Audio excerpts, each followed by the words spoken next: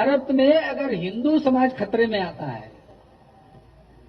तो भारत खतरे में आएगा। संघ प्रमुख ने इस मौके पर कहा कि देश का भविष्य आरएसएस के हाथों में है और संघ के कार्यकर्ता ही देश को आगे ले जा सकते हैं। हिंदुओं को बस यही करना है।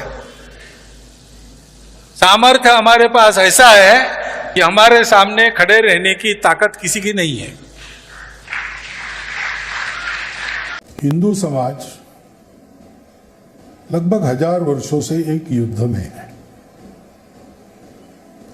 विदेशी लोग, विदेशी प्रभाव और विदेशी षड्यंत्र, इनसे एक लड़ाई चल रही है। संघ ने काम किया और भी लोगों ने काम किया है, बहुत से लोगों ने इसके बारे में बोला है। उसके चलते हिंदू समाज जागरूक हो रहा है। दोस्तों, हमारे YouTube चैनल पर आपका स्वागत है। आज हम एक विषय के बारे में बात करेंगे जो भारत के ही नहीं, दुनिया के सबसे बड़े संगठन NGO राष्ट्रीय स्वयंसेवक संघ से जुड़ी है। जैसे हम सब जानते हैं, भारतीय जनता पार्टी राष्ट्रीय स्वयंसेवक संघ की उपज है और उसी की विचारधारा और उसी के मुख्य कार्यकर्ताओं के आधार पे भारतीय जनता पार्टी काम करती है। पिछले 8-9 सालों से बहुत मजबूत हुई है, सत्ता पर है और आरएसएस के जो सर संघ चालक हैं वो मुख्य रूप से इनकी नीति निर्धारण का सबसे बड़ा काम करते हैं और ये समय समय पर वो बयान देते रहते हैं। अभी तक उनके बयान जो आते हैं वो मुख्य रूप से कोशिश कर रहे थे अभी तक कि एक नम्र भाषा में उनके जो उद्देश्य हैं, उनका जो एजेंडा है हिंदू राष्ट्र का, उसको नम्र भाषा में बताने की कोशिश करें। पर अभी 2-3 दिन पहले उन्होंने एक ऐसी भाषा का इस्तेमाल किया है जो काफ़ी स्ट्रेट फॉरवर्ड, बिल्कुल उनके एजेंडा को सामने रखती है और थोड़ी सी आक्रामक भी लगती है। आरएसएस के मुख्य पत्र 2 हैं, एक पंचजन्य और दूसरा ऑर्गेनाइज़र। ऑफिशियली तो कुछ भी नहीं है पर उनकी बातों को वो रखते हैं और इसमें दिए हुए 2 लंबे इंटरव्यूज़ में श्री मोहन भागवत जो आरएसएस के सर संघ चालक यानी सुप्रीम डिक्टेटर हैं, उन्होंने स्पष्ट रूप से कहा कि अब हिंदू जाग गया है और हिंदू 1000 साल से आक्रमण झेल रहा था, वो युद्ध कर रहा था और युद्ध के जवाब में आक्रामक होना तो ये स्वाभाविक ही है और इसके बीच में उत्तेजना होना और इस प्रकार से आक्रामक होना स्वाभाविक है। अब ये बात थोड़ी हैरान करने देने वाली है। इसके साथ उन्होंने और जोड़ दिया कि आज हिंदू को ज़्यादा खतरा बाहर से नहीं, अंदर से है।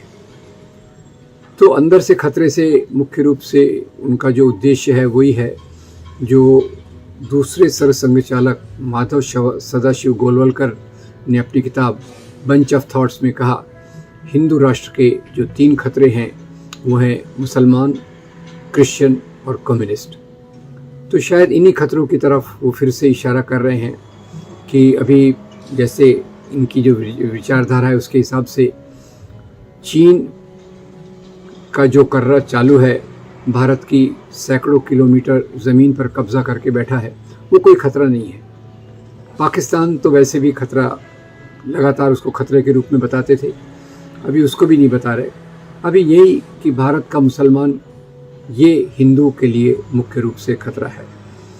अब थोड़ा मैं और याद दिला दूं कि उनकी भाषा में परिवर्तन जो अभी हुआ है उसके कुछ कारण भी हो सकते हैं। कारण ये भी हो सकते हैं कि 2024 का चुनाव आने वाला है और 2024 का चुनाव ऐसा लगता है कि आरएसएस भाजपा ने ऐसा निर्णय किया है कि वो हिंदुत्व की विभाजनकारी राजनीति के आधार पर ही ये चुनाव लड़ेगा। क्योंकि इसी के पहले भारतीय जनता पार्टी के बड़े लीडर अमित शाह ने कहा कि 1 जनवरी 2024 तक राम मंदिर बनकर तैयार हो जाएगा और फिर उन्होंने मंदिरों की सूची बनाई जिसके लिए वो काम कर रहे हैं। दूसरी तरफ से भागवत जी कह रहे हैं कि हिंदू को खतरा है। खतरा निश्चित रूप से जो इशारों की भाषा में कहा गया है वो मुसलमान से है, क्रिश्चियन से है और कम्युनिस्ट यानी मानवाधिकार कार्यकर्ताओं से है। इसके पहले 2018 में जब उन्होंने विज्ञान भवन में अपने 3 भाषण दिए थे और वो 3 भाषणों में उन्होंने नम्र भाषा का इस्तेमाल किया था। उस समय के आसपास वो कहते थे कि हिंदुत्व मुसलमानों के बगैर अधूरा है, हिंदू और मुसलमानों का DNA एक ही है, और उसी के साथ साथ ये भी कहते थे कि जो लिंचिंग कर रहे हैं लोग, जो हिंदुत्व के ग्रुप मुसलमानों की लिंचिंग कर रहे हैं, वो गलत है। और दूसरे अत्याचारों के बारे में भी उस समय उन्होंने एक आवाज़ उठाई थी, जिसके चलते कई लोगों को लगा कि RSS के अंदर एक बड़ा वैचारिक परिवर्तन आ रहा है। जैसे कुछ लोगों ने, उनके अंदर के और कुछ बाहर के लोगों ने कहा कि जैसे माइकल गोर्बाचोव ने रशिया में पेरेस्ट्रोइका किया था, विचारों का पूरा परिवर्तन किया था कम्युनिस्ट पार्टी के अंदर और एक रास्ता बदल दिया था, शायद RSS भी उसी रास्ते पर है। पर ये मेरे ख्याल से जो बातें स्पष्ट हैं, इसका RSS के वैचारिक परिवर्तन से कोई संबंध नहीं है।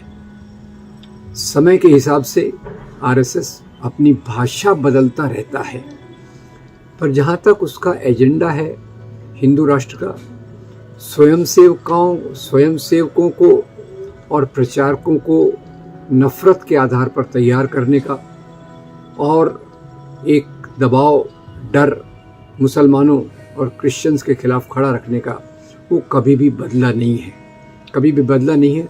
ज़्यादा वैधता प्राप्त करने के लिए कई बार वो उस प्रकार के स्पीचेस दे देते हैं जो उन्होंने 2018 में विज्ञान भवन में लगातार 3 लंबे लेक्चर्स में दिया था। पर जहाँ तक उनकी गतिविधि का सवाल है, गतिविधि वही रहती है, क्योंकि इनके प्रशिक्षित कार्यकर्ता अभी भी, मोहन भागवत जी ने अभी स्पष्ट कहा, जो बात सही है कि भाई इसमें हिंदू युद्ध में है इसलिए आक्रामकता तो आएगी, और हिंदू युद्ध में है इसलिए उसमें कुछ बयान इस प्रकार से आएंगे। अब ये उन लोगों को शायद ये डिफेंड कर रहे हैं, उन लोगों को बचाने की कोशिश कर रहे हैं जो अपने मुंह से हेट स्पीच, नफ़रत की भाषा, धर्म संसदों में प्रज्ञा सिंह ठाकुर जैसे लोगों जो छुरियां तेज करने की बात करते हैं, तो वो जो चीज़ें हैं उन पर ये एक प्रकार से पर्दा डालने की कोशिश है। ये कोशिश यही है कि भाई ये जो एक बड़ा परिवार है, इनको ये संघ परिवार कहते हैं, एक बहुत बड़े जो कार्यकर्ता, प्रचारक और जो इनसे जुड़े हुए संगठन हैं, वो अलग अलग प्रकार से ऐसे बयान देते हैं जो मुसलमानों को डराते हैं, जिसके कारण कई बार नफ़रत फैलती है और नफ़रत ही हिंसा का आधार होता है। इनके एक विचारक जो राज्यसभा के सदस्य हैं, राकेश सिन्हा, उन्होंने तो यहाँ तक कहा था कि क्रिश्चियन मिशनरीज़ ने भारत छोड़ देना चाहिए। और दूसरे एक इनके जो अनुराग ठाकुर हैं, जो पहले राज्य मंत्री थे, उन्होंने बयान दिया था जिसका उद्देश्य यही था कि गोली मारो के नाम पे उन्होंने नारे लगवाए थे, और इस नफ़रत के नारे के बाद उनका प्रमोशन भी हो गया, स्टेट मिनिस्टर से वो कैबिनेट मिनिस्टर बन गया। तो एक तरफ कथनी और दूसरी तरफ करनी, कहने की बात, करने की बात में पिछले लगातार 30 साल में, 40 साल में, 50 साल में कोई फ़र्क नहीं आया। जैसे इनका प्रभाव बढ़ता गया है, जैसे इनकी शक्ति बढ़ती गई है, ये उसके आधार पे अपने जो ज़मीनी स्तर पर नफ़रत की राजनीति को, नफ़रत की भाषा को तेज करते गए हैं। अभी उन्होंने एक और भी बयान दिया कि मुसलमान जो एक इस सोच में चलते हैं कि वो श्रेष्ठ हैं क्योंकि वो यहाँ के राजा थे और फिर से राजा बन जाएंगे। अब ये बात उन्होंने किसको टारगेट करके कही है, मुझे समझ में नहीं आता, क्योंकि मुसलमानों का तबका श्रेष्ठता छोड़िए, बराबर नागरिकता के लिए जूझ रहा है, क्योंकि उसको जो आज नागरिकता है वो भी दुय्यम दर्जे की नागरिकता पे ढकेला जा रहा है, और उसको शारीरिक असुरक्षा, सामाजिक अवसर न मिलना, इसके बीच में वो जूझ रहा है। लिंचिंग की इतनी घटनाएं हुई, दिल्ली में इतनी बड़े नरसंहार हुआ, और इसी के पहले भी बिखराव के बहुत सारे हिंसाएं हुई हैं। क्रिश्चियन मिशनरीज़ पर तो लगातार अभी छत्तीसगढ़ में भी घटनाएं हुई हैं और उनको स्पष्ट रूप से टारगेट करके अलग अलग बातें कही जा रही हैं। तो ये जो अभी उनका बयान आया है, इसमें कुछ लोग इससे कह रहे हैं कि बहुत एक नया बयान है, पर मुझे लगता है कि ये इनका एक तरीका है समय के अनुसार भाषा को बदलना। भाषा बदलने से कार्यक्रम में कोई परिवर्तन नहीं आता। अब जैसे मैंने कहा कि पहले एक वैधता प्रदान करने के लिए उन्होंने कहा कि भाई मुसलमान हिंदू का डीएनए एक ही है और हिंदुत्व की कल्पना मुसलमानों के बगैर नहीं की जा सकती, पर उस समय भी उनके कार्यकलाप में जो ग्राउंड लेवल के कार्यकर्ता हैं, ज़मीनी स्तर के नेता हैं, दूर दूर से जुड़े नेता हैं, उनका काम तो वही रहा और नफ़रत फैलाने का काम रहा, आक्रामकता का काम रहा। और कुछ लोग कहते हैं कि वो पहले मुसलमान ऐसा मानते हैं कि पहले उनका राज था। अब कितने मुसलमान ऐसे मानते होंगे मुझे उसका अंदाज़ नहीं है, पर हाँ ये बात सच है कि सांप्रदायिक राजनीति की सोच में एक तरफ मुसलमानों का छोटा तबका, संभ्रांत उच्चभ्रू तबका, वो मान के चलता था कि पहले मुसलमान राजाओं का राज्य था, हमारा राज्य था। ऐसे ही इसके समांतर हिंदू राष्ट्र के विचारधारा वाले तो ये कहते हैं कि हम सदियों से, अनादिकाल से हिंदू राष्ट्र हैं। तो वो एक छोटा तबका समाज का है, पर ज़्यादा मुसलमान तबका तो आज डर में जी रहा है। ज़्यादा मुसलमान तबका तो आज एक असुरक्षितता की भावना में जी रहा है। तो उसको हिदायत देना कि इस प्रकार का सोच बंद करो, तो ये एक मेरे ख्याल से काफ़ी उन पर एक छुपा हुआ एक और दबाव है। और जहाँ तक मोहन भागवत का सवाल है, उन्होंने इन लंबे इंटरव्यूज़ में खुद के एजेंडा को फिर से परिभाषित कर दिया है। मंदिर की बात चलेगी, गौ माता की बात चलेगी, लव जिहाद की बात चल रही है, मुसलमानों के बढ़ती हुई जनसंख्या से खतरे की बात चलाई जा रही है, तीव्रता से चलाई जा रही है, आक्रामकता से चलाई जा रही है। और साथ ही साथ मुसलमानों के एक तबके को अपनी ओर आकृष्ट करने के लिए राष्ट्रीय मुस्लिम मंच की भी स्थापना की गई है, जिसमें कुछ मुसलमान जिनका अपना अपना छोटा उद्देश्य होगा, वो उनकी बातों में आकर इनके साथ भी चलने की कोशिश करते हैं। तो मुझे लगता है कि आज जो हिंदू जाग गया है, ये बात कहना पूरी तौर से गलत है। हिंदू कोई एक यूनिफॉर्म समाज नहीं है। हिंदुओं के अंदर भी संभ्रांत हैं, गरीब हैं, मजदूर हैं, किसान हैं, महिलाएं हैं। हिंदुओं के साथ साथ आदिवासी समाज बहुत बड़ा है। हिंदुओं के साथ साथ जैन भी हैं, बुद्ध भी हैं, सिख भी हैं। तो हिंदू जाग गया है का क्या मतलब? क्या ये कहना चाह रहे हैं कि पृथ्वीराज चौहान के बाद अब जब से नरेंद्र मोदी की सरकार आई है तो हिंदू जाग गया है?